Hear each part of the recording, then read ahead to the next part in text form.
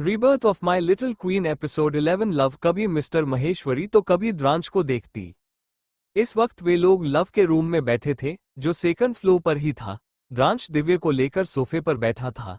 दिव्य को नींद आ रही थी और वो उसकी गोद में ही सिर रख सो गया था। मिस्टर महेश्वरी हाथ बांधे खड़े थे और लव उनके सामने खड़ी थी। मिस्टर महेश्वरी बेड को देखते हैं, फिर एक किनारे बैठते हुए उन्होंने बहुत ही आराम से कहा, अब मुझे समझाओ, मैं सब कुछ सुनने के लिए तैयार हूं। द्रांश भी आगे झुककर लव को देख रहा था। लव अपने दिमाग को थोड़ा स्ट्रॉन्ग बनाती है, फिर एक गहरी सांस लेते हुए बहुत ही आराम से बोली, डैडी, मुझे पता है आपने मेरे बारे में पता लगाया होगा और आपको ऐसा कुछ भी पता नहीं चला होगा कि मैं शादीशुदा हूं। मिस्टर महेश्वरी अपना सिर हिलाते हैं क्योंकि उन्होंने लव के बारे में सब पता लगाने की कोशिश की थी, पर उन्हें ऐसी कोई जानकारी नहीं मिली कि तारांकन, द्रांश और लव कभी भी मिले हों। लव हल्का सा मुस्कुराती है, फिर बहुत ही कॉन्फिडेंस से बोली, डैडी, आपको ये तो याद ही होगा कि लगभग 2.5 साल पहले राजस्थान में एक बिजनेस मीटिंग थी। उसी वक्त बहुत बड़ा हमला हुआ था। मिस्टर महेश्वरी और तारांकन, द्रांश दोनों हैरान थे क्योंकि यह बात सच थी। मिस्टर महेश्वरी हैरानी से बोले, तुम्हें इस बारे में कैसे पता? लव उनके पास जाती है और उनके हाथ को पकड़ते हुए मुस्कुराकर बोली, क्योंकि मैं अपने अडॉप्टेड फादर के दोस्त के साथ किसी काम से वहां गई थी। मेरे अडॉप्टेड फादर के दोस्त को कभी कभी शिकार करना बहुत पसंद था।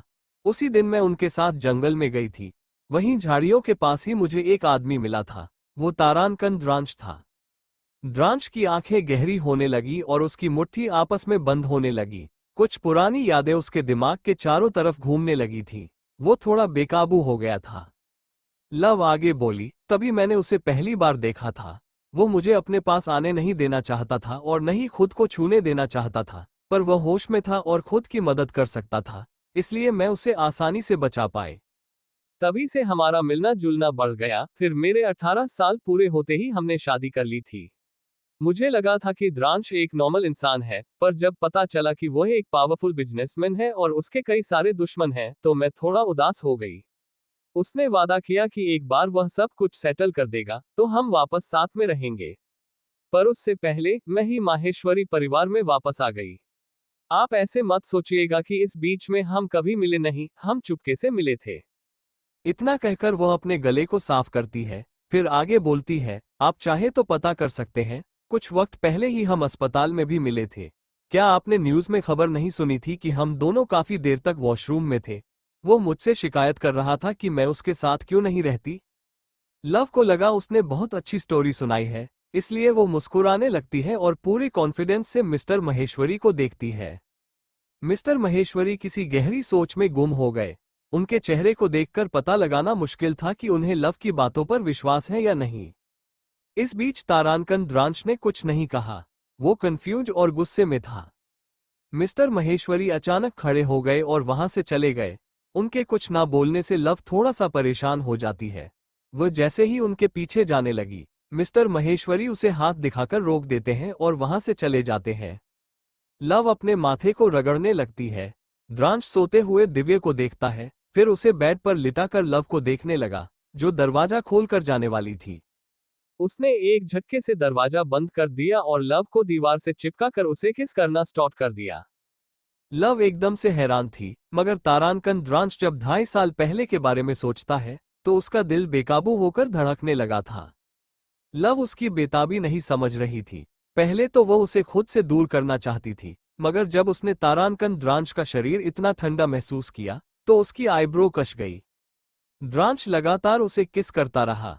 उसने लव के कमर को कसकर पकड़ लिया था और खुद से हटा लिया। लव ने भी अब उसे फिर से दूर नहीं किया। उसने अपने हाथ तारांकन, द्रांश के गर्दन में डाल दिए। काफी देर तक उसे किस करने के बाद तारांकन, द्रांश उससे दूर हुआ और गहरी सांस लेते हुए ठंडी आवाज में बोला, क्या वो तुम थी, नैना नहीं? ये पूछते वक्त उसकी आवाज में अलग ही एक्साइटमेंट झलक रही थी। लव थोड़ा सा हैरान थी। वो कुछ कहना चाहती थी कि तारांकन, द्रांश उसे दोबारा किस कर लेता है। लव का दम घुटने घुटने लगा था। फिर तारांकन, द्रांश उससे दूर हुआ। द्रांश उसके गालों को थामते हुए नर्म आवाज में बोला, मुझे हमेशा अफसोस था कि मैंने उस लड़की को नजर उठाकर क्यों नहीं देखा कि वो कौन थी, पर वो तुम थी, नैना नहीं। इतना कहते हुए वो दोबारा उसे किस कर लेता है। लव को ऐसा लगा जैसे आज वो मर ही जाएगी। वो तारानकन द्रांश के सीने पर धक्का देने लगी, मगर तारानकन द्रांश उसकी सुन ही नहीं रहा था।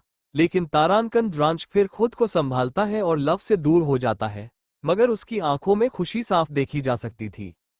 लव थोड़ी हैरानी से पूछती है, तुम ऐसे क्यों रिएक्ट कर रहे हो और नैना बीच में कहां से आ गई? द्रांश का चेहरा कठोर हो गया और वहां का तापमान भी बढ़ने लगा था। उसने धीमी और कठोर आवाज में कहा, कुछ नहीं, अच्छे बच्चे की तरह मेरी बात मानो और इंतजार करो, मैं अपना सामान लेकर आता हूं। वो तुरंत वहां से चला गया। लव हैरानी से बोली, तुम मेरे साथ रूम में नहीं रह सकते? रुको। द्रांश कोल्ड वॉइस में बोला, लव मैं तुमसे बड़ा हूं, बिहेव योरसेल्फ। लव को लगा उसने कुछ गलत सुना है, वो उसे रोकती, मगर तारानकन द्रांश जा चुका था और लव को समझ नहीं आ रहा था कि वह अचानक से इतना खुश क्यों था और ऐसे क्यों बर्ताव कर रहा जैसे वो बच्ची हो। फिर वो मुंह बनाकर बोली, उस वक्त तो कितना एटीट्यूड दिखा रहा था, मुझे एक नजर भी उठाकर नहीं देखा था। खैर। ऐसा कहते हुए वो दिव्य को अच्छे से सुलाती है, उसके ऊपर चादर डालती है, फिर उसके माथे पर किस करते हुए प्यार से बोली, मेरा प्यारा बच्चा इतने दिन तक मम्मा के बिना था, सॉरी बेबी। वो दिव्य के पास ही रहती है, उसे छोड़कर नहीं जाती। अनजाने में ही दिव्य उससे चिपक जाता है। लव उसके माथे पर दोबारा किस करते हुए अपनी आंखें बंद कर लेती है। लव भी थक गई थी, क्योंकि ट्रिप के दौरान उसने बहुत ट्रेनिंग की थी और आराम बिल्कुल नहीं किया था। द्रांश जैसे ही अपने रूम के पास पहुंचता है, उसने कपिल को बहुत ही कठोर आवाज में ऑर्डर दिया, फिर से 2.5 साल पहले क्या हुआ था, इन्वेस्टिगेशन करो।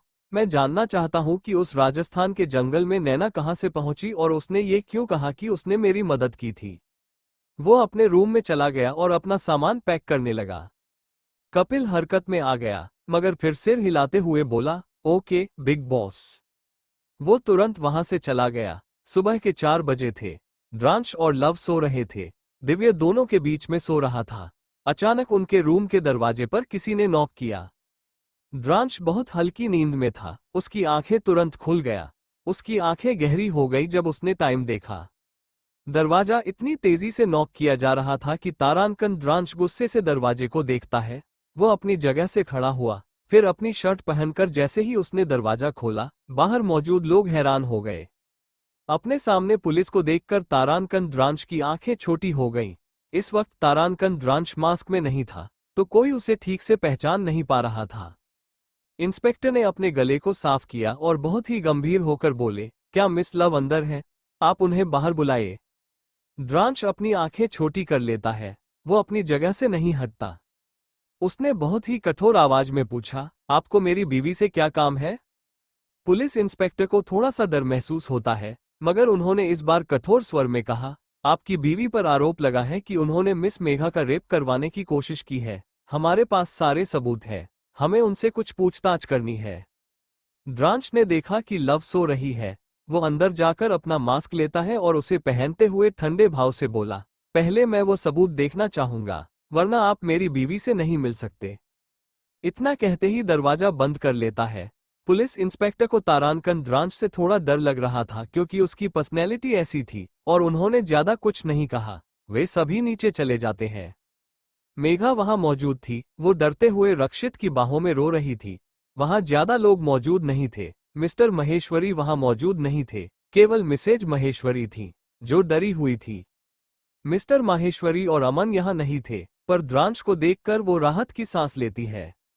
द्रांश इंस्पेक्टर को घूरते हुए ठंडे भाव से पूछता है, सबूत कहाँ है? इंस्पेक्टर एक लड़के की तरफ इशारा करते हुए बोले, यही वह इंसान है जिसने मेघा के साथ जबरदस्ती करने की कोशिश की। उसने बयान कबूल किया है कि मिस लव ने उसे ऐसा करने के लिए कहा था।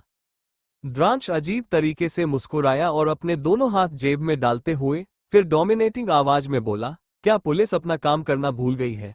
मुजरिम अचानक अपना गुनाह कबूल करके कह रहा है कि उसने सब कुछ किया है और मेरी बीवी पर भी इल्जाम लगा रहा है। आप इन्वेस्टिगेशन करने के बजाय सीधे मेरी बीवी को अरेस्ट करने आए थे? द्रांश के सवाल से इंस्पेक्टर की बोलती बंद हो गई। मेघा अभी भी रक्षित की बाहों में रो रही थी, जैसे उसके साथ बहुत बुरा हुआ हो। द्रांश की आंखें उस लड़के पर टिक गई जिसने लव के खिलाफ बयान दिया था। तभी मेघा अचानक से बोली, द्रांश, तुम्हें मुझे इंसाफ दिलाना होगा। मैं सिर्फ तुम्हारे रूम में शावर के लिए आई थी, मगर तुम्हारी बीवी को ये पसंद नहीं आया। वो मेरे साथ ऐसा कैसे कर सकती है? उसने मेरे साथ इतनी गंदी हरकत करने की कोशिश की, तुम्हें मुझ पर विश्वास करना होगा। द्रांश की आईब्रो ऊपर हो गई। उसने बिना उसे देखे बेरहमी से कहा, तुम होती कौन हो जो मुझसे भरोसा करने को कह रही हो। मेघा शर्मिंदा हो गई। द्रांश सभी को गहरी नजरों से देख रहा था। इसके डोमिनेटिंग और कोल्ड ऑरा के कारण सब शांत हो गए। पर मेघा दांत पीस लेती है। वो अपनी मुट्ठी बंद करते हुए रक्षित के सीने पर अपने सर को रखती है। उसने अपनी तिरछी नजरों से द्रांश को देखते हुए गुस्से से अपने मन में कहा, आखिर उस लड़की में ऐसा क्या है जो द्रांश उसका साथ दे रहा है। वो लड़की किसी काम की नहीं है। उसके पास केवल खूबसूरती है, इससे ज्यादा उसके पास कुछ भी नहीं है। वो एक गांव की गवार है। जरूर उसने द्रांश को बहकाया है, पर वो द्रांश को टच कर पा रही थी। यही कारण है कि द्रांश उसकी तरफ बहक गया। आखिर हर मर्द को एक लड़की की जरूरत होती है। कभी ना कभी तो द्रांश का मन भी उससे भर जाएगा, और मैंने उसे जिस मुसीबत में फंसाया है उससे वो कैसे बचेगी। मेघा बुरी तरह रो रही थी। उसकी मॉम द्रांश को अपनी तीखी नजरों से देखते हुए बोली, पहले वाली हरकत के लिए मैं तुम्हें माफ कर सकती हूँ कि तुम उसके साथ एक ही रूम में थे, मगर तुम्हारी उसे घटिया बीवी ने जो किया है उसके लिए मैं तुम्हें माफ नहीं करूंगी। द्रांश को लगा कि मेघा की मॉम के दिमाग में कुछ गड़बड़ी है, पर वो कुछ नहीं बोला क्योंकि वो ऐसे लोगों पर अपना टाइम वेस्ट नहीं करता था। पर मिसेज माहेश्वरी चुप नहीं हुई। वो गुस्से में बोली, शायद आप भूल रही है, आपकी बेटी द्रांश के कमरे में गई थी और अब आप लोग मेरी लव पर झूठे इल्जाम लगा रहे हैं। आप लोग को लग रहा होगा कि लव के डैडी और भाई किसी काम से बाहर हैं तो आप लोग इस चीज का फायदा उठा सकते हैं, लेकिन आप लोग माहेश्वरी खानदान को कम समझ रहे हैं। मुझे तो ऐसा लग रहा है कि यहाँ पर हमें शादी में नहीं बल्कि बेइज्जत करने के लिए बुलाया गया है। मिसेज गायकवाड़ शांत थी क्योंकि उन्हें समझ नहीं आ रहा था कि क्या किया जाए। मेघा रोते हुए बोली, रक्षित, मुझे बहुत डर लग रहा है। मैं क्या करूं? वो लड़की मेरे साथ ऐसा कैसे कर सकती है? लोग मेरे बारे में बातें बनाएंगे। मेरे लिए सब कुछ इतना टफ क्यों हो गया है?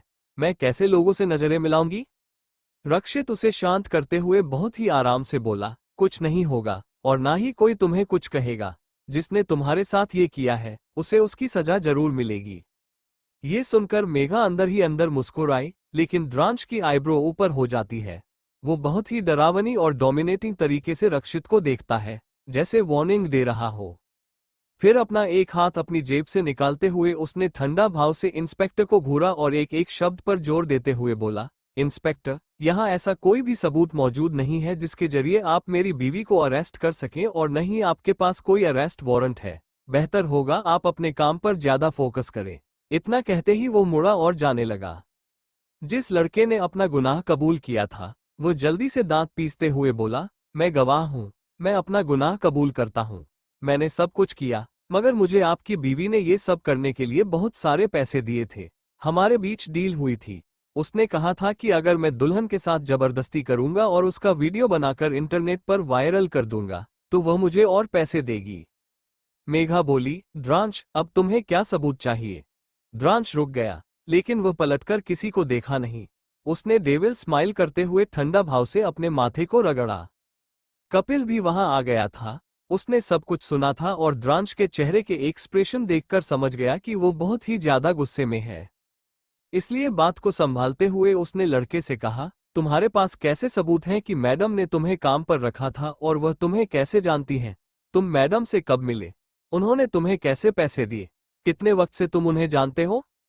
वो लड़का थोड़ा सा घबरा गया, उसका चेहरा पीला पड़ गया, मगर उसने किसी तरह बात को संभालते हुए कहा, मैं उसे बहुत पहले से जानता हूँ। उसे अच्छे से पता था कि मुझे पैसों की जरूरत है, पर आज उसने मुझे कांटेक्ट किया। मैंने ये सब कुछ पैसों के लालच में किया क्योंकि मेरी माँ बीमार है। मुझे भी फंसाया गया है। कपिल हंसते हुए बोला, तुम्हारी बातों में कोई लॉजिक नहीं है। क्या तुम बता सकते हो कि तुम मैडम से कब मिले थे? वो छोड़ो, ये बताओ कि वो दिखती कैसी है? कपिल भी बहुत शातिर था क्योंकि वह भी कोई आम इंसान नहीं था। द्रांश ने करोड़ों लोगों को रिजेक्ट करके सिर्फ कपिल को इसलिए अपना असिस्टेंट बनाया था क्योंकि उसे उसकी काबिलियत के बारे में बहुत अच्छे से पता था। उसने हल्का सा सर हिलाकर कपिल को देखा और वहां से चला गया।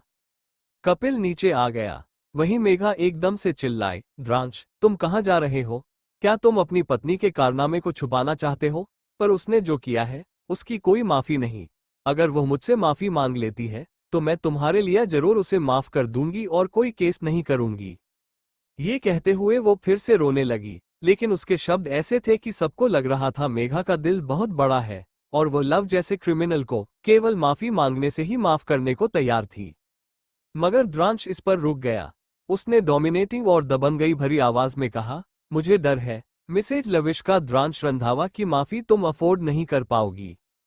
उसने मिसेज लविष्का द्रांश रंधावा पर ज्यादा जोर दिया था ताकि सबको बता सके कि वह कौन है।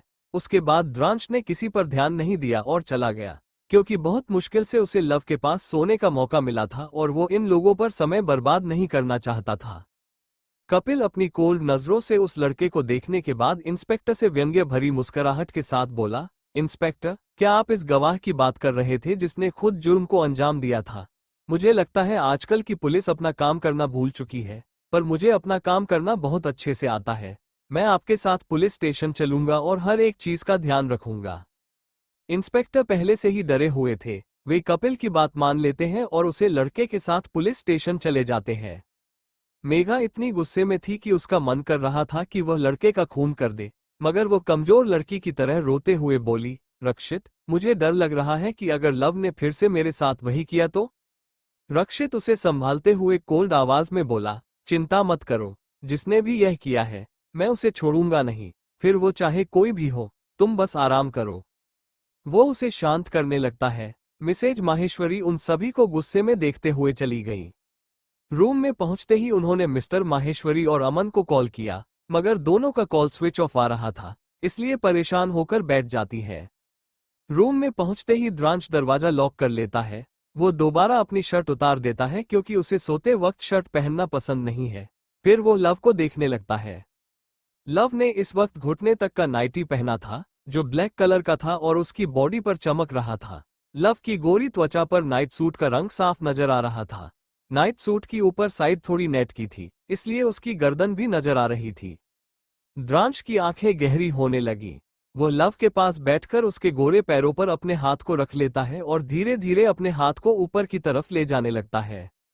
लव को थोड़ी गुदगुदी महसूस हुई। वो अपने पैर को सीधा कर लेती है, फिर अपने पैर को सहलाते हुए दूसरी तरफ करवट ले लेती है। उसकी नाइटी घुटने से थोड़ा ऊपर हो गई थी। कमर के पास भी थोड़ा नेट लगा था।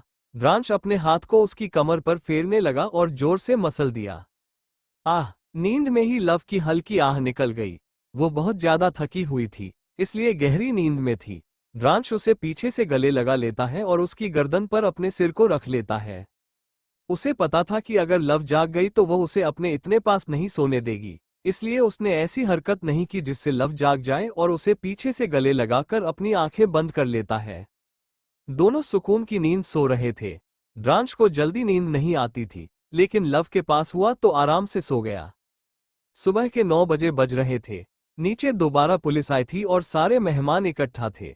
एक अलग ही ड्रामा चल रहा था, मगर इन सबसे बेखबर द्रांश और लव अभी भी सो रहे थे। दिव्या बेचारा, जो सोते सोते एकदम किनारे आ चुका था, अचानक ही उसने करवट ली और बेड के नीचे गिर गया। जमीन पर गिरते ही उसके सिर में बहुत जोर से चोट लग गई। पहले तो उसकी आंखों में आंसू आ गए, फिर वो खड़े होकर अपने सिर को सहलाता है, मगर जब उसने देखा कि वह किनारे सो रहा था और उसके डैडी मम्मा को गले लगाकर सो रहे थे, तो वो सिसकने लगा और अगले पल गला फाड़कर रोने लगा। आह मम्मा! दिव्य के रोने की आवाज सुनकर द्रांश की आंखें एकदम से खुल जाती है। जब उसने बेड के दूसरी तरफ दिव्य को नहीं देखा, तो वह तुरंत उठकर बैठ जाता है। उसकी नजर बेड के किनारे रोते हुए दिव्य पर पड़ती है, जिसका चेहरा बुरी तरह से लाल हो चुका था। द्रांश को समझने में देर नहीं लगती कि क्या हुआ है। वो जल्दी से जाकर दिव्य को उठाता है और उसके माथे को सहलाने लगता है। लव भी हड़बड़ा कर उठ गई थी। उसे पूरी तरह से होश नहीं आया था, लेकिन जब वो पूरी तरह से होश में आती है, तो उसने देखा कि द्रांश दिव्य को चुप कराने की कोशिश कर रहा है। लव अपनी आंखों को मसलती है और बेड से नीचे उतरते हुए जल्दी से दिव्य को अपनी गोद में ले लेती है। उसने दिव्य के माथे को चूमा और प्यार से पूछा, क्या हुआ? क्यों रो रहे हो? क्या तुमने फिर से कोई बुरा सपना देखा? लव यही सोच रही थी, क्योंकि दिव्या जब भी नींद से अचानक जाग जाता था, तो अक्सर बुरा सपना देखा करता था। इस बारे में लव ने हर किसी से छुपा रखा था। पर उसने देखा दिव्य के माथे पर लाल निशान था। उसका चेहरा चिंता से भर गया। वो दिव्य को अपनी गोद में लेकर उसे हल्का सा हिलाते हुए और उसके माथे को सहलाते हुए बोली, तुम्हें चोट कैसे लगी? क्या तुम खेल रहे थे और गिर गए? कितनी बार कहा है कि ऊंचाई पर चढ़कर मत खेला करो जब तक कोई तुम्हारे ऊपर नजर ना रखे। क्या ज्यादा दर्द हो रहा है? लव परेशान होकर उसके माथे को रगड़ रही थी ताकि वो चुप हो जाए। वो दिव्य को अपनी गोद में लेकर बैठ गई और ड्रॉ से फर्स्ट एड बॉक्स निकालकर एक दवाई उसके माथे पर लगाई और प्यार से उसके माथे पर फूंक मारते हुए और उसके आंसू पोंछते हुए उसने दिव्य को अपने सीने से लगाते हुए उसके बालों को सहलाया और बहुत ही प्यार से पूछा, मेरा छोटा बेबी बताओ, क्या हुआ? कैसे लगी चोट? लव के चेहरे पर अब भी चिंता झलक रही थी। दिव्य चुप हो गया। फिर वह लव के गले में बाहें डालते हुए सिसक कर बोला। दिव्य तो लिटिल मॉमी के पास सो रहा था, लेकिन वह किनारे पहुंच गया और नीचे गिर गया। दिव्य ने देखा कि डैडी और मम्मा गले लगाकर सो रहे हैं। डैडी तो दिव्य के बगल में सो रहे थे। डैडी दिव्य से मम्मा को छीनना चाहते हैं। इतना कहकर वो फिर से रोने लगा। लव अपने माथे को रगड़ने लगी। उसने फिर से दिव्य के आंसू पोंछे और हंसते हुए उसके नाक को पकड़कर बोली, क्या तुम्हें जलन हो रही है? ये तुम्हें तब सोचना चाहिए था जब तुम्हें डैडी चाहिए थे। अब जब तुम्हें डैडी मिल गए हैं तो तुम्हें जलन हो रही है। इसके बाद उसने द्रांश को घूरते हुए पूछा, तुम तो किनारे सो रहे थे ना? फिर दिव्य ने ऐसा क्यों कहा कि तुम मुझे गले लगाकर सो रहे थे? दिव्य बुरी तरह से द्रांश को घूरने लगा। हालांकि उसे सिर पर लगी थी, चोट से कोई फर्क नहीं पड़ रहा था, लेकिन जब उसने देखा कि द्रांश और लव गले लगाकर सो रहे हैं तो वह जलन में रोने लगा। उसे अब तक इस चीज की आदत नहीं थी कि वो लव को किसी के साथ शेयर करे। द्रांश को समझ नहीं आया कि क्या जवाब दे। उसने ठंडी नजरों से लव को देखा और दबंगई भरी आवाज में जवाब दिया, मैं रात को रूम से बाहर गया था। जब वापस आया तो देखा दिव्य मेरी जगह पर सो गया। मैंने उसे डिस्टर्ब नहीं किया और किनारे पिलो लगाकर मैं तुम्हारे बगल में सो गया। मुझे नहीं पता था कि वो पिलो जमीन पर गिर जाएगा। और फिर दिव्य। लव बुरी तरह घूरते हुए खड़ी हो गई। उसने इन दोनों के मामलों में इंटरफेरेंस नहीं करना चाहा। उसने दिव्य को द्रांश की गोद में देते हुए थोड़ा इरिटेट होकर कहा, ये प्रॉब्लम तुम दोनों की है, इसलिए खुद ही संभालो। और तुम छोटे बच्चे, तुम्हें ही रात में डैडी के पास सोना था। इसके बाद वह थोड़ी गंभीर हो गई। द्रांश को शर्टलेस देखकर उसने सोफे पर रखी शर्ट द्रांश पर फेंकी और कहा, इसे पहन लो और कभी भी सोते समय अपनी शर्ट मत उतारना। द्रांश अजीब तरीके से मुस्कुराया और उसके कानों के पास जाकर मैग्नेटिक वॉइस में बोला, क्या मुझे ऐसे देखकर तुम खुद को कंट्रोल नहीं कर पाती हो, बेबी गर्ल? लव के गाल लाल हो गए। दिव्या अभी भी शिकायत कर रहा था कि वो द्रांश को अपने पास नहीं सोने देगी। लव गुस्से से द्रांश को दूर करके धीरे से बोली, ताकि केवल दिव्या न सुन सके, इतनी शेमफुल बात मत करो। मैं अच्छे से तुम्हारे इरादे जानती हूँ, लेकिन मैं सीरियस हूँ। अगर दिव्या आसपास है तो तुम कभी भी अपनी शर्ट उतार कर नहीं सोओगे और मुझसे बिल्कुल भी नहीं चिपकोगे। मैं नहीं चाहती कि वह ये सब देखे, इससे उसके दिमाग पर गलत असर पड़ेगा। आखिरकार वह अभी बच्चा है। दिव्या को द्रांश की गोद में देने के बाद लव तुरंत वॉशरूम में चली गई। द्रांश बस अपनी गहरी नजरों से लव को देखता रहा और फिर दिव्या को देखने लगा, जो अभी भी जलन से उसे देख रहा था। द्रांश ने दिव्या के छोटे और लाल गालों को दबाते हुए ठंडी आवाज में कहा, क्या मैं तुम्हारा फादर नहीं हूं? फिर तुम इतना क्यों रो रहे हो? जब तुम्हारी मम्मा मुझे छोड़कर तुम्हें अपनी सारी अटेंशन देती है तो मुझे भी जलन होती है, लेकिन मैं कभी शिकायत नहीं करता। एक अच्छे आदमी बनो। जब फ्यूचर में शादी करोगे तो अपनी बीवी के साथ रह सकते हो और जितना चाहो जल सकते हो, लेकिन मेरी बीवी के लिए मत रो। दिव्या ने हाथ बांधकर मुंह फूलते हुए कहा, वह दिव्या की प्यारी मम्मा है। दिव्या को बस केवल एक डैडी चाहिए था, पर आप मम्मा नहीं ले सकते। द्रांश ने कठोर भाव से दिव्या को घूरा, लेकिन वह उसे कुछ नहीं कर सकता था। उसने दिव्या को बेड पर बैठा दिया और दिव्या, जो अभी भी बच्चा था, खुद को संभाल नहीं पाया और लुढ़कते हुए दूसरी तरफ चला गया। ये देखकर द्रांश ने दिव्या का कॉलर पकड़कर उसे टांग कर अपनी गोद में बैठा लिया। दोनों एक दूसरे को घूर रहे थे, जैसे दुश्मन एक दूसरे को देख रहे हों। लव ने आज बेबी पिंक कलर की वन पीस ड्रेस पहनी थी, जो थाई तक थी और बहुत खूबसूरत लग रही थी। उसने अपने बालों को अच्छे से संवार लिया था और होठों पर हल्का सा लिप बाम लगाया था। तैयार होकर वो नीचे आ गई। जब वो दिव्या के साथ नीचे आए तो उसने देखा कि सभी उसे अजीब नजरों से देख रहे हैं। द्रांश एक जरूरी कॉल पर था और रूम में अपने फोन पर बात कर रहा था। सभी की अजीब नजरों को महसूस करके लव की आंखें छोटी हो गईं। उसने मिसेज महेश्वरी के पास जाकर बहुत ही प्यार से पूछा, मॉम, क्या कुछ प्रॉब्लम है? ये सब मुझे ऐसे क्यों देख रहे हैं? मिसेज महेश्वरी ने सभी को देखा और फिर लव का हाथ पकड़कर मुस्कुराते हुए कहा, कुछ नहीं, पर आज तुम इतनी लेट कैसे उठी? तुम तो हमेशा जल्दी उठ जाती हो। दिव्या ने मुंह फूलते हुए कहा, दादी, डैडी ने। इतना कहते ही लव ने दिव्या के मुंह पर हाथ रख दिया। फिर उसने जल्दी से कहा, कुछ भी नहीं मॉम, मैं ट्रिप से वापस आई थी और शायद थक जाने के कारण इतनी देर हो गई। तभी मेघा की मां ने मजाक उड़ाते हुए कहा, देखो तो जरा कितना बड़ा कांड करके ये लड़की कितनी भोली बन रही है। जो लड़की इतनी कम उम्र में बिना शादी के मां बन गई, उससे और क्या उम्मीद कर सकते हैं। लव ने जैसे ही यह सुना, उसका चेहरा भावहीन हो गया। उसने तीखी नजरों से मेघा की मां को घूरते हुए कोल्ड आवाज में कहा, आप होती कौन है मेरे बारे में ऐसी बातें कहने वाली? अगर आपको लगता है कि मैं चुपचाप आपकी बातें सुन लूंगी, तो यह आपकी गलतफहमी है। वैसे आपकी बेटी ने अभी भी मुझसे माफी नहीं मांगी है। वो मेरे पति के रूम में क्या करने गई थी?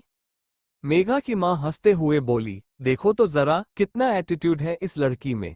इस लड़की ने एक आदमी को हायर किया ताकि मेरी बेटी का रेप कर सके और वीडियो बनाकर वायरल कर सके। अब ये ऐसे रिएक्ट कर रही है जैसे इसे कुछ पता ही नहीं है। कल को यह अपने बेटे को भी यही सब सिखाएगी। आखिर नाजायज बच्चे यही करते हैं। दिव्या के बारे में ऐसी बातें सुनकर लव को गुस्सा आ गया। वह मेघा की मां के सामने खड़ी हो गई और एकदम से उन्हें थप्पड़ मार दिया। इस थप्पड़ की गूंज पूरे घर में गूंज उठी। किसी को भी उम्मीद नहीं थी कि लव ऐसा कुछ करेगी। लव ने मेघा की मां को घूरते हुए गुस्से में कहा, दिव्या, रूम में जाओ और जाकर अपना सामान पैक करो। लव के गुस्से को देखकर दिव्या चुपचाप ऊपर रूम में चला गया। मेघा की मां ने लव को थप्पड़ मारने के लिए हाथ उठाया, लेकिन लव ने उनकी कलाई पकड़कर मोड़ दी। अगले पल एक तेज आवाज के साथ उनकी हड्डी टूटने की आवाज आई। मेघा की मां की चीख निकल गई, लेकिन लव को कोई फर्क नहीं पड़ा। उसने गुस्से में कहा, दिव्या नाजायज नहीं, एक जायज बच्चा है। अगर आप लोग मेरे बारे में कुछ कहेंगे तो मैं एक पल के लिए बर्दाश्त कर लूंगी, लेकिन अगर कोई मेरे बेटे के बारे में उल्टी सीधी बातें करेगा तो मैं ये बर्दाश्त नहीं करूंगी। आप लोग अमीर और ताकतवर हैं, इसका मतलब यह नहीं कि आप कुछ भी कर सकते हैं। अगर मैं बदला लेने पर आई तो आपकी भीख मांगने की भी औकात नहीं रहेगी। वहां मौजूद सभी लोग कांप गए। पुलिस इंस्पेक्टर दरवाजे के पास खड़े थे। कपिल भी उनके साथ था और एक वकील भी साइड में खड़ा था। कपिल के चेहरे पर एक सेटिस्फाइड लुक था कि उसकी लेडी बॉस कोई कमजोर नहीं है। मेघा की मां ने पुलिस इंस्पेक्टर को देखते हुए अपने हाथ को पकड़कर रोते हुए कहा, देखिए इंस्पेक्टर, इस लड़की ने मेरी कलाई को बुरी तरह मरोड़ दिया। मुझे बहुत दर्द हो रहा है। पता नहीं ये सन की लड़की यहाँ क्या कर रही है। इसे तो पागलखाने में होना चाहिए। अब तो कंफर्म हो गया है कि इसने मेरी बेटी के साथ वह सब करने की कोशिश की थी। लव ने मेघा की मां को अजीब नजरों से घूरते हुए कहा, क्या मैं आपको कोई लड़का नजर आती हूँ जो मैं इसकी जैसी बदसूरत लड़की पर फिदा हो जाऊंगी और उसके साथ ऐसा सब करूंगी? जब मैं इसे जानती ही नहीं हूँ तो मैं क्यों उसके साथ ऐसा सब क्यों करूंगी? लव को अभी ज्यादा कुछ पता नहीं था, लेकिन मेघा की मां की बात सुनकर उसने थोड़ा बहुत अंदाजा लगा लिया था कि आखिर क्या चल रहा है। लव ने आसपास नजर डाली। सभी लोग उसे अजीब नजरों से देख रहे थे। रक्षित गुस्से में था और लव की आंखों में आंखें डालकर बोला, तुम्हारी हिम्मत कैसे हुई मेरी सासू मॉम को थप्पड़ मारने की? क्या तुम्हें नहीं पता कि तुम गायकवाड़ महल में हो? यह वही होता है जो मैं चाहता हूँ। तुमने यह अच्छा नहीं किया। लव ने उसे इग्नोर करते हुए आराम से कहा, मैं ऐसे बेवकूफ इंसान से बात नहीं करना चाहती जो इतना पावरफुल और इंटेलिजेंट होने के बावजूद सही और गलत में फर्क न कर सके। इसलिए जाकर अपनी बीवी का पल्लू पकड़ो और साइड में खड़े हो जाओ। रक्षित का ईगो हट हो गया। आज तक किसी ने उसे इस तरह बात करने की हिम्मत नहीं की थी। सभी लोग लव को शौक होकर देख रहे थे। लव ने कपिल को देखकर कुछ इशारा किया तो कपिल सामने आया और जो कुछ भी हुआ उसकी डिटेल्स बताए। सब कुछ सुनकर लव हंसने लगी। मेघा ने कहा, ये लड़की तो मुझे साइको लगती है। हमें द्रांश को ऐसी लड़की से बचाना चाहिए। कहते हुए उसकी आंखों में आंसू आ गए। लव ने अपने कंधे उचका दिए और गालों को मसलते हुए कहा, तुम कितना ड्रामा करती हो। तुम और तुम्हारा ये होने वाला हस्बैंड बिल्कुल परफेक्ट मैच हो। मुझे लगा था तुम इसे प्यार करती हो, लेकिन तुम्हारी नजर हमेशा से मेरे हस्बैंड पर थी। इसीलिए तो तुम मुझे फंसाकर जेल भेजना चाहती हो ताकि तुम्हारा रास्ता साफ हो सके और तुम मेरे हस्बैंड को फंसा सको। मेघा का चेहरा पीला पड़ गया। उसने हड़बड़ाते हुए कहा, तुम्हें क्या लगता है ये सब मैंने खुद किया है? लव ने कहा, बिल्कुल। रक्षित गुस्से में बोला, तुम्हारे पास क्या सबूत है? लव सभी को इग्नोर करते हुए सोफे पर जाकर बैठ गई। उसने अपने दोनों हाथ टेबल पर रखे और मजाकिया मुस्कान के साथ कहा, अगर मैं साबित कर दूं कि मैंने कुछ नहीं किया है, तो जिन जिन लोगों ने मुझ पर इल्जाम लगाया है और मेरे बेटे के खिलाफ उल्टी सीधी बातें की है, उन्हें घुटनों के बल बैठकर मेरे पैर पकड़कर मुझसे माफी मांगनी होगी। मेघा डर गई। रक्षित ने कॉन्फिडेंस से कहा, ठीक है, लेकिन अगर तुमने ये सब किया होगा, तो मैं तुम्हें फांसी दिलवा कर रहूंगा। तुम न सिर्फ द्रांश को डाइवोर्स दोगी बल्कि पूरे मीडिया के सामने कबूल करोगी कि तुम एक घटिया लड़की हो। लव को गुस्सा नहीं आया, लेकिन मिसेज महेश्वरी को गुस्सा आ रहा था। तभी एक भारी आवाज सभी को सुनाई दी, लगता है हर कोई मेरा माँ बाप बनने की कोशिश कर रहा है। कल वो लड़की मेरी सौतेली माँ बनने की कोशिश कर रही थी और आज तुम मेरे सौतेले बाप बनने की कोशिश करके मेरे लिए फैसले ले रहे हो। द्रांश को वहां आते देख सब चुप हो गए। रक्षित गुस्से में बोला, द्रांश, ये कैसे बकवास कर रहे हो? द्रांश अपना ट्रॉली बैग लेकर आया और लव के पास जाकर बैठ गया। उसने लव के बालों में हाथ फेरते हुए सर्द आवाज में कहा, मैं इंतजार करूंगा कि लोग तुम्हारे पैर पकड़कर माफी मांगे, उसके बाद हम यहां से जाएंगे। मेघा ने दांत पीसते हुए कहा, द्रांश, मेरी शादी है, तुम ऐसे कैसे जा सकते हो, सिर्फ इस लड़की के कारण? द्रांश ने हर किसी को इग्नोर किया। लव ने अपने फोन में कुछ किया और मुस्कुराते हुए कहा, अगले आधे घंटे में ये साबित हो जाएगा कि मैंने कुछ नहीं किया और तुम लोग अच्छे से तैयार हो जाओ मेरे पैर पकड़ने के लिए, वैसे भी ट्रिप के कारण मेरे पैर दर्द हो रहे हैं। हर कोई सच में हैरान था कि लव इतना कॉन्फिडेंट के साथ ऐसा सब कह रही है। द्रांश धीरे धीरे लव के बालों में हाथ फेर रहा था। थोड़ी देर बाद कार रुकने की आवाज आई और 2 से 3 लोग भागते हुए महल के अंदर आए। जैसे ही मेघा ने उन्हें देखा, उसका चेहरा पीला पड़ गया और उसने डरते हुए रक्षित के पीछे छुपाने की कोशिश की। ये देखकर लव मुस्कुराई। लव मुस्कुरा रही थी, द्रांश के चेहरे पर भाव नहीं था। मास्क के कारण भले उसका चेहरा छिपा था, मगर उसकी आंखों से ही गुस्सा नजर आ रहा था। मेघा अंदर आए लोगों को देखकर थोड़ी सी डरी हुई थी। रक्षित उन लोगों को पहचान नहीं पा रहा था। उसने बिना भाव से उनको घूरते हुए कहा, तुम कौन हो? सामने खड़े तीनों लोगों में से एक केतु था। केतु लव को देखकर उसकी तरफ आता है, मगर लव आंखों से ही उसे वार्निंग देती है। केतु अपनी जगह पर खड़ा हो गया।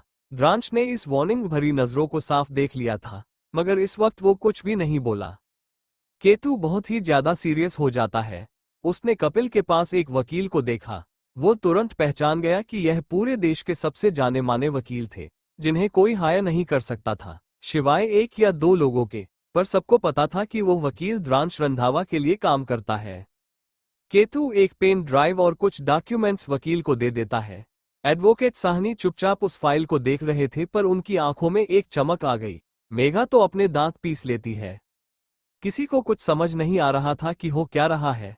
तभी एडवोकेट साहनी केतु के पीछे दोनों लड़कों को देखकर कठोर आवाज में बोले, इंस्पेक्टर, ये दोनों कोई और नहीं बल्कि उस लड़के के भाई है। इनमें से दूसरा वाला उसका जुड़वा भाई है।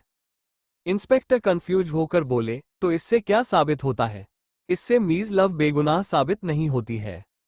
एडवोकेट सहनी मुस्कुरा कर बोले, मैंने कब कहा कि वो बेगुनाह साबित होती है? जैसा कि आप उनके चेहरे पर यह चोट के निशान देख पा रहे हैं, ये चोट का निशान इसलिए है क्योंकि इन्हें किडनैप किया गया था और उस लड़के को जबरदस्ती यह सब करने पर मजबूर किया गया था। यही नहीं, उस मास्टरमाइंड ने खासतौर पर इस बात का ध्यान रखा था कि वह लड़का मिस लव को फंसा दे। इतना कहते ही उन्होंने उस फाइल में मौजूद कुछ डॉक्यूमेंट्स इंस्पेक्टर को दिखाए और पेन ड्राइव को जल्दी से अपने लैपटॉप में लगाकर कई सारे मैसेज और कॉल रिकॉर्ड्स दिखाए। इंस्पेक्टर बहुत ही गौर से सब चीज देख रहे थे और रक्षित भी हर चीज देख रहा था। फिर उसने लव को देखते हुए अपने आईब्रो ऊपर करके कहा, लेकिन इससे क्या साबित होता है? हो सकता है ये लव की कोई प्लानिंग हो मेघा को फंसाने के लिए। एडवोकेट साहनी अभी भी मुस्कुरा रहे थे। उन्होंने बहुत ही आराम से कहा, मिस्टर रक्षित, मिस लव कभी भी आपकी होने वाली वाइफ से नहीं मिली है, इसलिए कोई दुश्मनी नहीं हो सकती। वह केवल कल ही मिस मेघा से मिली है। उसके बाद वो पूरा टाइम इस घर में रही है। मैं मानता हूं कि उनके फोन से ही उस लड़के को इंस्ट्रक्शंस दिए गए थे कि वह मेघा के साथ वह सब करे। लेकिन उस वक्त मिस लव का फोन गायब हो गया था, उन्हें बाद में अपना फोन मिला था। हो सकता है किसी ने उनके फोन का इस्तेमाल किया हो। रक्षित आंखें छोटी करके बोला, आपके कहने का मतलब ये है कि किसी को उसके फोन का पासवर्ड पता था? केतु उसकी बात को इग्नोर कर देता है। उसने लैपटॉप में तेजी से उंगलियां चलाईं और अगले ही पल घर का सीसीटीवी फुटेज सबके सामने था। उसमें साफ दिख रहा था कि दिव्य लव का फोन लेकर खेल रहा था। वह रूम के आसपास ही घूम रहा था। तभी एक नौकर दिव्य के पास आया और उसे खाना खिलाने के बहाने लेकर जाने लगा। पर दिव्य उसके साथ नहीं जा रहा था। वह रूम के अंदर भागने लगा था। इसी बीच वह एक बार जमीन पर गिरा और फोन छोड़कर गिर गया। ये भी साफ नजर आ रहा था कि फोन ऑन था और वह नौकर लव का फोन लेकर चला गया था। सभी ने ये देखा और अब सभी शॉक्ड थे। मिस्टर सहनी इस बार अपनी कोल्ड आवाज मगर गुस्से से बोले, यहाँ पर मेरे मुवक्किल को फंसाया गया है। उस लड़के से मिस लव कभी नहीं मिली। वह झूठ बोल रहा था। अब ये सब किसने कराया है, ये जानना आप लोगों का काम है। और मिस मेघा को तो पता ही होगा कि उनके कितने दुश्मन हैं और कौन उन्हें नुकसान पहुंचाना चाहता है। बेहतर होगा जिस लड़के को आपने पकड़ा है इंस्पेक्टर, उससे सच उगलवाए। उसके भाई अब सही सलामत हैं तो मुझे यकीन है वह सच बोलेगा। पर एक बात मुझे समझ नहीं आ रही, मिस मेघा इतने यकीन के साथ कैसे बोल रही थी कि मिस लव ने उनके साथ यह सब कराया है। सभी की नजर मेघा पर थी, जो डरी सहमी अपनी जगह पर खड़ी थी। मेघा गुस्से भरी नजरों से लव को देखते और दांत पीसते हुए मन में बोली, मैंने तो सीसीटीवी फुटेज डिलीट कर दी थी, फिर यह इन लोगों को कैसे मिला? पर कोई बात नहीं, मेरे पास प्लान बी है। वो लड़का कभी भी मेरा नाम नहीं लेगा, क्योंकि गरीब लोगों को पैसा बहुत पसंद है और मैंने बहुत पैसा देकर उसे हायर किया था। इतना कहते ही वो अजीब तरीके से मुस्कुराए। फिर अपनी कमजोरी सी आवाज में रक्षित को देखते हुए बोली, रक्षित, मुझे बहुत डर लग रहा है। पता नहीं कौन मुझे मारना चाहता है। इन सब के कारण हमें बहुत बड़ी गलतफहमी हो गई और हमने लव को गलत समझ लिया। I am sorry, love. इतना कहते हुए वह अपनी आंखों में आंसू लेकर लव को देखने लगती है। उसके मगरमच्छ के आंसू देखकर लव हंसने लगी। उसके इस तरह हंसने से हर कोई हैरान था। लव ने इंस्पेक्टर को देखा और उन दोनों लड़कों की तरफ इशारा करके बोली, इन्हें पुलिस स्टेशन लेकर जाइए और बाकी की जानकारी निकालिए। मुझे यकीन है मेघा के प्यारे दुश्मन जरूर मिल जाएंगे, जो उसके साथ ये सब करना चाहते हैं। सच में अमीर लोगों के बहुत दुश्मन होते हैं, खासकर मेघा जैसी खूबसूरत लड़की के तो और भी दुश्मन होंगे। मेघा उदास होकर बोली, मुझे माफ कर दो लव, मेरी गलती है, मुझे तुम पर ऐसे इल्जाम नहीं लगाना चाहिए था। लव उसकी बात को इग्नोर करती है। तभी मेघा केतु को देख आगे बोली, वैसे यह आदमी कौन है और इसने तुम्हारी मदद क्यों की? इसे कैसे पता चला कि उस लड़के के भाई को किडनैप किया गया है? मेघा इनडायरेक्ट सबको बताना चाहती थी कि लव ने कितनी आसानी से उस लड़के के भाई को ढूंढ लिया और सारे सबूत इकट्ठा कर लिए। इसका मतलब साफ था कि उसने सब कुछ किया है और अब अच्छे बनने का नाटक कर रही है और खुद को बेगुनाह साबित कर रही है। द्रांश अपनी ठंडी नजरों से उसे देखते हुए बोला, मेरे लिए कुछ भी मुश्किल नहीं है। फिर उसने केतु को देखा। उसके मन में अजीब सा भाव था, क्योंकि लव को केतु अभी भी देख रहा था। द्रांश को बहुत गुस्सा आ रहा था और जलन भी हो रही थी। केतु कपिल को देखकर कोल्ड आवाज में बोला, हमें पुलिस स्टेशन चलना चाहिए। ये सारे सबूत मिस लव को बेगुनाह साबित करते हैं। इंस्पेक्टर ने एक नज़र लव को देखा और वहां से चला गया। केतु भी जा चुका था। मेघा की मां इग्नोर करते हुए ऊपर जाने लगी। लव ने अपने दोनों पैर को टेबल पर रखा और बहुत ही जोर से उसने द्रांश के हाथ को दबाया। उसने अपनी तिरछी नजर से द्रांश को घूरते हुए कुछ वार्निंग दी। द्रांश की आंखें छोटी हो जाती हैं, मगर फिर वो बिना भाव से मेघा की मां को घूरते हुए ऑर्डर देता है, आप कहां जा रही हैं? अब जब बेबी गर्ल ने साबित कर दिया है कि वह निर्दोष है, तो आपको उसके पैर पकड़ने चाहिए। इनफैक्ट जिन जिन लोगों ने इल्जाम लगाया था, उन सभी को उसके पैर पकड़ने चाहिए। एक इंसान को कभी भी अपने बोले हुए शब्द से पीछे नहीं हटना चाहिए। सभी ये सुनकर शॉक्ड हो गए। मेघा और उसकी मॉम का चेहरा पीला पड़ गया। मेघा की मां शॉक्ड हो गई। फिर वो गुस्से में बोली, मैं तुम्हारी मां की उम्र की हूं और तुम चाहते हो कि मैं इस बदतमीज लड़की के पैर छूऊं? लव एटीट्यूड से बोली, अब जल्दी करिए, मुझे यहां से जाना है। मेघा की मां बिल्कुल भी नहीं झुकना चाहती थी।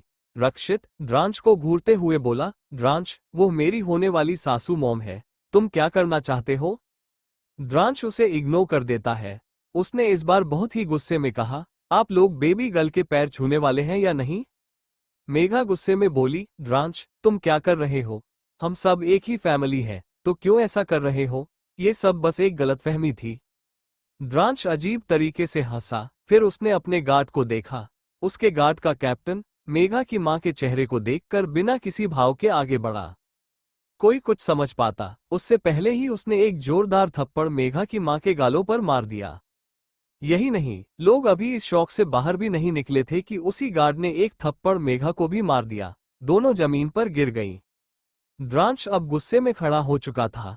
उसने लव का हाथ पकड़ा और एक एक शब्द पर जोर देते हुए ठंडे भाव से कहा, तुम सबकी इतनी औकात भी नहीं है कि तुम द्रांश रंधावा की बीवी के पैरों को हाथ लगा सको। मैं नहीं चाहता मेरी बीवी के पैर गंदे हो जाए, और हम कोई फैमिली नहीं है। बिना किसी की तरफ देखे द्रांश लव को लेकर बाहर निकल गया, पर उसके बीवी बोलने से लव हल्का शर्मा गई, क्योंकि द्रांश ने बहुत ही हक से उसे बीवी कहा था। गार्ड के कैप्टन ने, जिसने मेघा और उसकी मां को थप्पड़ मारा था, अपने हाथ को वहीं रखे टिश्यू पेपर से ऐसे पोंछा जैसे पता नहीं कितनी गंदी चीज उसने हाथ लगा ली हो। ये सब रक्षित से बर्दाश्त नहीं हो रहा था। वो गुस्से से चिल्लाया, द्रांश आखिर तुम क्या करना चाहते हो? तुमने एक लड़की के लिए ये सब कुछ किया? तुमने मेरी होने वाली वाइफ और सासू मॉम को थप्पड़ मारा और अब तुम ऐसे ही जाना चाहते हो? रक्षित बाहर आ चुका है, मगर कोई फायदा नहीं था। द्रांश के गार्ड उसे आगे नहीं बढ़ने देते। तभी एक गार्ड दिव्य को लेकर आ जाता है और तुरंत वे लोग वहां से चले जाते हैं। मेघा बेहद गुस्से में थी। मेघा का गुस्सा देखकर मिसेज माहेश्वरी भी वहां से जाने का मन बना चुकी थी, लेकिन मिसेज गायकवाड़ के बार बार कहने पर वे रुक गईं। हालांकि अब मिसेज महेश्वरी हर किसी को इग्नोर कर रही थी। मेघा गुस्से में रूम में जाकर तोड़फोड़ करने लगी। उसके चेहरे पर अभी भी थप्पड़ के निशान थे, जबकि रक्षित पुलिस स्टेशन चला गया। लव आराम से कार के अंदर बैठी थी। वो अपने होठों को दबाते हुए द्रांश को ऊपर से नीचे तक देख रही थी और मन में सोच रही थी, आखिर हर लड़की इसके पीछे क्यों पड़ जाती है? कोई इसका चेहरा भी ठीक से नहीं देख पाता और उसके पीछे दीवानी हो जाती है। वह मेघा इतनी आसानी से हार नहीं मानेगी। वो जरूर फिर से आएगी ताकि द्रांश को शादी में आने के लिए मजबूर कर सके। द्रांश किसी को कॉल कर रहा था। जैसे ही कॉल कनेक्ट हुआ, उसने गुस्से में ऑर्डर दिया, अभी और इसी वक्त रंधावा ग्रुप और गायकवाड़ ग्रुप के बीच जो भी प्रोजेक्ट्स होने वाले थे, सबको कैंसिल करो। और उसकी होने वाली वाइफ की फैमिली जिन प्रोजेक्ट्स के लिए हमसे अप्रूवल चाहती है, वो कभी अप्रूव नहीं होना चाहिए। उन्हें पूरी तरीके से बैन कर दो। लव अपने ख्यालों में खोई थी, मगर द्रांश की बातें सुनकर हैरानी से बोली, तुम क्या कर रहे हो? तुम इन सब में गायकवाड़ फैमिली को क्यों ला रहे हो? जो किया है वह मेघा ने किया है। द्रांश ने ठंडे भाव से उसकी आंखों में आंखें डालते हुए उसके गालों को दबाया और कहा, आई डोंट केयर, जो कुछ हुआ उनके घर में हुआ। इतना कहते ही वो गुस्से से बाहर की तरफ देखने लगा। तभी लव को एक अजीब सी आवाज सुनाई दी। उसका चेहरा पीला पड़ गया। उसने धीरे धीरे सिर झुकाया और अपनी आंखें कसकर बंद कर लीं। फिर एक गहरी सांस लेकर हल्की गुस्से भरी आवाज में बोली, दिव्य, क्या तुम्हें पता है यह मेरा 20वां लॉकेट है जिसे तुमने तोड़ा? जैसे ही उसने ये कहा, द्रांश ने भी दिव्य को देखा। दिव्य के दांतों के बीच लव का छोटा सा लॉकेट फंसा हुआ था, जिसे उसने अपने दांतों से तोड़ दिया था। अब लव के गले में केवल एक चेन थी, मगर लॉकेट गायब था। दिव्य को लगा कि उसे डांट पड़ेगी, इसलिए वो जोर से रोने लगा, मगर वो लॉकेट गलती से उसके मुंह के और अंदर चला गया। ये देखकर लव घबरा गई और जल्दी से दिव्या का चेहरा नीचे की तरफ करते हुए घबराकर बोली, दिव्य, जल्दी से इसे मुंह से बाहर निकालो, मैं तुम्हें नहीं डांटूंगी। दिव्य को अपने गले के पास वो टूटा हुआ लॉकेट महसूस हुआ। उसका पूरा चेहरा लाल पड़ गया। लव ने उसकी पीठ थपथपाई और अगले ही पल दिव्य के मुंह से लॉकेट निकलकर नीचे गिर गया। लव घबरा गई थी, मगर उसने खुद को शांत किया। उसने दिव्य को सीने से लगाते हुए प्यार से कहा, दोबारा ऐसा कभी मत करना। इसलिए ही मैं कुछ नहीं पहनती हूँ, पर तुम्हारे जिद करने पर मुझे हमेशा लॉकेट पहनना पड़ता है। हर चीज मुंह में डालने के लिए नहीं होती है। लव की आवाज में घबराहट थी, मगर वो अभी भी थोड़ी गुस्से में थी, क्योंकि दिव्य बच्चा था और अगर लॉकेट उसके शरीर के अंदर चला जाता तो उसे काफी नुकसान हो सकता था।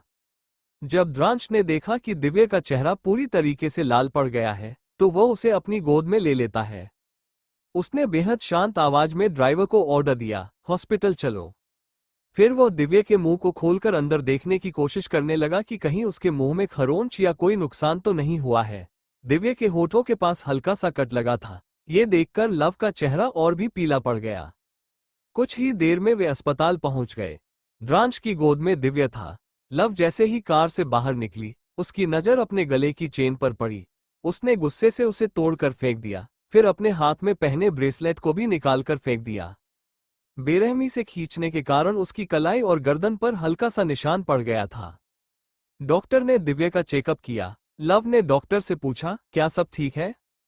डॉक्टर ने बेहद सीरियसली उसे देखा और डांटते हुए बोली, मुझे समझ नहीं आता, जब लोग बच्चे को संभाल ही नहीं सकते तो इतनी कम उम्र में बच्चा पैदा ही क्यों करते हैं? आपको देखकर लगता है कि आप 20 साल से ज्यादा की नहीं है और आपका बच्चा 3 साल का है। आपने इतनी जल्दी बच्चा पैदा कर दिया, पर आप उसे संभाल भी नहीं पा रही है। अगर गलती से वह टूटा हुआ लॉकेट उसके अंदर चला जाता तो उसके इंटरनल अंगों को भी नुकसान पहुंचा सकता था। उसके होंठ पर थोड़ा सा कट का निशान है, पर ज्यादा कुछ नहीं हुआ है, इसलिए आगे से ध्यान रखें। उसे कुछ भी तीखा या मसालेदार खाने को मत दीजिए, वरना उसके होठों पर लगे कट में दर्द होगा। मैं एक दवा दूंगी, उसे लगा दीजिएगा। इतना कहते ही डॉक्टर ने जल्दी से दवा की लिस्ट लव को दे दी। लव थोड़ा सा शर्मिंदा थी, लेकिन द्रांश अभी भी दिव्या को लेकर बिना किसी भाव के खड़ा था। वो गुस्से से डॉक्टर को देख रहा था क्योंकि डॉक्टर ने लव को डांटा था और वो उसे बिल्कुल पसंद नहीं आया था। केबिन के बाहर इत्तेफाक से रिया खड़ी थी और वो सब कुछ सुन रही थी। उसके शॉक्ड चेहरे को देखकर ऐसा लगा जैसे उसे बहुत बड़ी न्यूज़ हाथ लग गई हो। उसने सोचा, क्या ये बच्चा लव के दोस्त का नहीं बल्कि लव का ही है? अगर ऐसा है तो ये बहुत बड़ी न्यूज़ है और मैं इसे घर से निकाल सकती हूँ। ये सोचते ही वो खुश हो गई। जैसे ही उसने देखा कि लव बाहर आ रही है, वो जल्दी से छिप गई। लव ने दिव्या को अपनी गोद में ले लिया और उसके बालों को सहलाते हुए धीमी आवाज में कहा, तुम बच्चे बहुत शैतान हो। मैं तुम्हें समझाकर थक चुकी हूँ। कोई भी चीज मुंह में नहीं डालनी चाहिए, पर हर बार तुम मुझे गलत साबित कर देते हो। दिव्या थोड़ा शांत हुआ, मगर वो बहुत क्यूट लग रहा था। वो धीरे धीरे लव के बालों को अपनी मुट्ठी में भरकर खींचने लगा। वो अपनी जीभ बाहर निकालकर बालों को अपने चेहरे के पास लाने वाला था। तभी लव ने जल्दी से उसके हाथ को पकड़ लिया और डांटते हुए बोली, अब क्या तुम्हें इसे भी मुंह में डालना है? दिव्या ने चुपचाप अपना चेहरा लव की गर्दन में छुपा लिया। फिर वे दोनों कार में बैठ गए। तभी लव को कुछ याद आया। वो सीरियस होकर द्रांश से बोली, मुझे किसी को कॉल करना है, मैं बस 1 मिनट में आती हूँ। ये कहकर वह कार का डोर बंद करके थोड़ी दूरी पर चली गई। उसने अपना फोन निकाला और किसी को कॉल करने लगी। अचानक एक वैन आकर रुकी। उसमें मौजूद लोगों ने अचानक लव को अंदर खींच लिया और डोर बंद करके वहां से निकल गए। ये सब इतनी जल्दी हुआ कि लव रिएक्ट भी नहीं कर पाए। वहीं द्रांश दिव्या को गोद में लिए लव का इंतजार कर रहा था। Thank you for listening. मुझे उम्मीद है आपको ये स्टोरी पसंद आई होगी। अगर आपको पसंद आई है तो प्लीज लाइक और कमेंट करना ना भूलें और मोर स्टोरीज के लिए सब्सक्राइब करें। मिलते हैं नेक्स्ट वीडियो में।